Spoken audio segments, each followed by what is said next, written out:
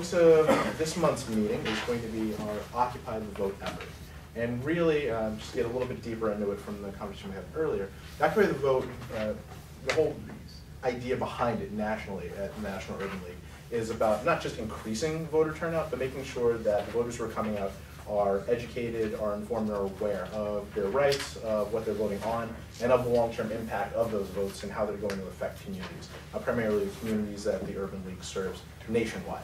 And here locally, we've been doing a lot, as you can see from the activities that we mentioned during the committee reports. We've really been taking this very seriously as a chapter and trying to reach out and find those individuals, not necessarily the super voters, the people who are showing up each and every time and know exactly what the issues are, those people who pull you aside at the grocery store, in line at Dunkin' Donuts, at church, what have you, and just talk your ear off about politics. Really those people who are on the margins, people who can vote, who should vote, and who are really deeply affected by what's going to be happening at the ballot box, but may not necessarily be engaging in the process. It's an incredibly important time for us. It's an incredibly important election. There's a cliche, as everyone on the panel, I'm sure in the crowd has heard, that this is the most important election for decades. But in many ways it is. We don't know what the future holds. We only know what's been behind us. But for every election, it's an opportunity to make our decisions and make our voices heard about what we'd like that future to be on whichever side of the aisle we find ourselves and whichever side of the issue we find ourselves on those nonpartisan issues. So we're very lucky today to be graced by a wonderful panel of speakers who are going to be giving different perspectives about that from their own professional and personal backgrounds. First, I'd like to begin with Kate Audette. Thank you for joining us. And Kate is currently the Senior Policy Analyst at Harbor Health Services in Mattapan.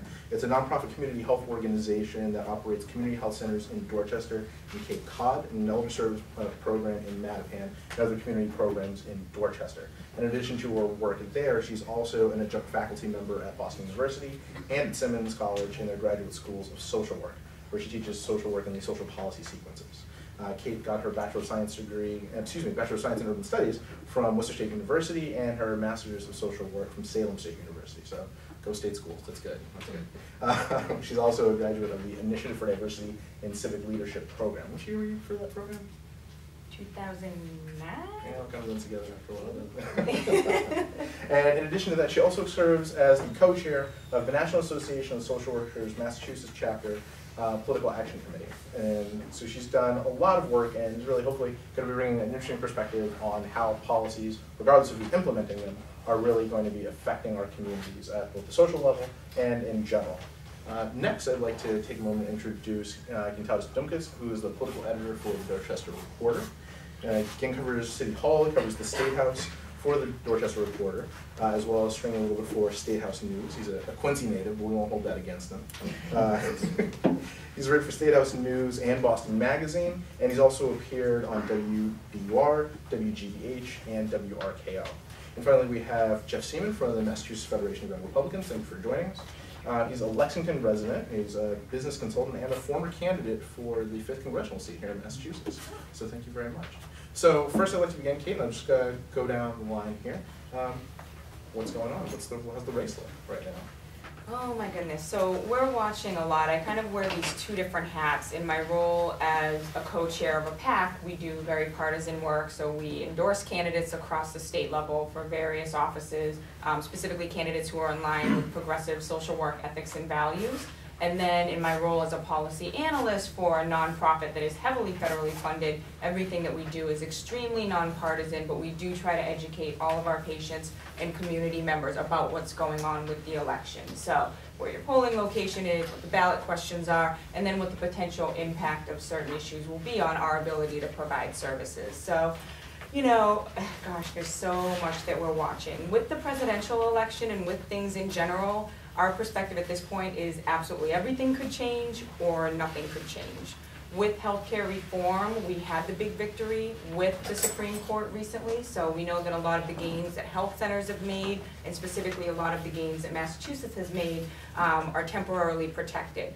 What could potentially happen if there's a shift from having a Democratic president to a Republican president, or even shifts within Congress, specifically we're watching the Senate, it could be fairly detrimental even to some of the gains that we've made here in Massachusetts, because as many of you know, we had healthcare reform here in Massachusetts as early as 2006.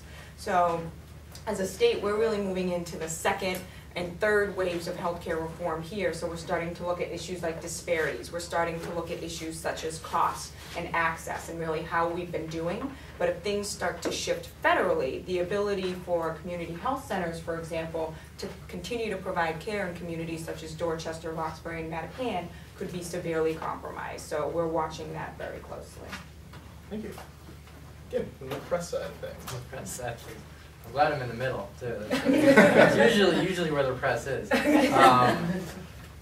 So obviously it's a busy election season, especially Massachusetts. Massachusetts has gotten, usually Massachusetts functions as the ATM in the presidential race. Candidates swing right through, hit a couple of fundraisers, and then head up to New Hampshire. So we've actually, we've been a little bit more important mainly because of the Senate race. And it's one of the top Senate races in the nation. Elizabeth Warren and Scott Brown. We've also got a congressional race or two. We've got Richard Tassay versus the incumbent Congressman Tierney up in on the North Shore area, and that's gotten particularly nasty and gotten a lot of national attention because it's gotten so nasty. And then if we're looking at across the ballot, we've got the ballot questions, 1, 2, 3. We can get into those later, but each one has pretty far-reaching consequences if you're voting for yes. And then I cover Boston politics mainly, and that tends to be a lot quieter than the rest of the state. Mainly because you have a lot of ambitious young politicians, but you have an old guard that hasn't quite moved on yet. And so there is this kind of tension of folks, trying to figure out, okay, what's my next move? Where do I go from here? Because there's still very much this old guard in power. I think over the next few years we're gonna see that play out. It's already a bit of a soap opera. But it's definitely going to be much more fascinating. But in terms of the election, I think there's no shortage of ways you can get involved, and no shortage of places you can go to read about it, including Dorchester Report. Sorry, I had to say that. Shameless plug. And Jeff. Well, thank you all for being here tonight, and thank you for inviting me. I want to thank the committee and the Urban League for extending the invitation to a Republican, and I'm very happy to be here. Just a little bit about myself. I'm a business consultant, business management consultant. I work for companies throughout Massachusetts. That's my day job, how I earn a paycheck.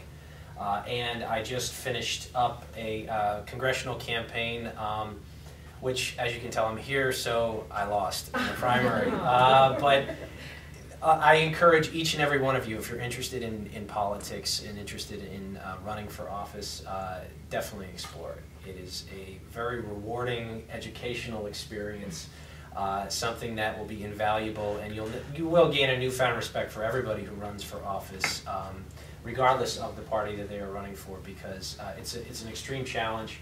And as both panelists mentioned earlier, this is a major election.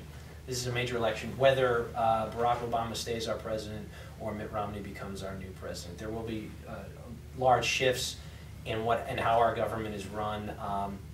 In particular, and we can get into the details in a little bit, but if Barack Obama is reelected, what will the economic impact be on the nation as a whole?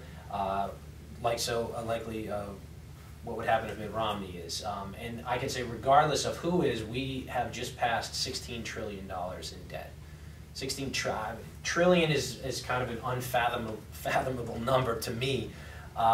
And I work with numbers on a daily basis. And the impact that we're spending right now, the impact that our federal government is having on our children's future, our grandchildren's future, and most likely our great-grandchildren's future, and this is the young professionals. I just turned 36 a few weeks ago, but the fact is, regardless of who's elected, we have got to get our fiscal house in order.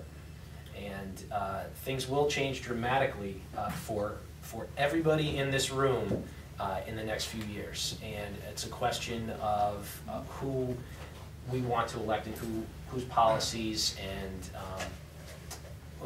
what those individuals bring to the table on how to run our government, how to govern. So I'm grateful to be here. Thank you all for having me.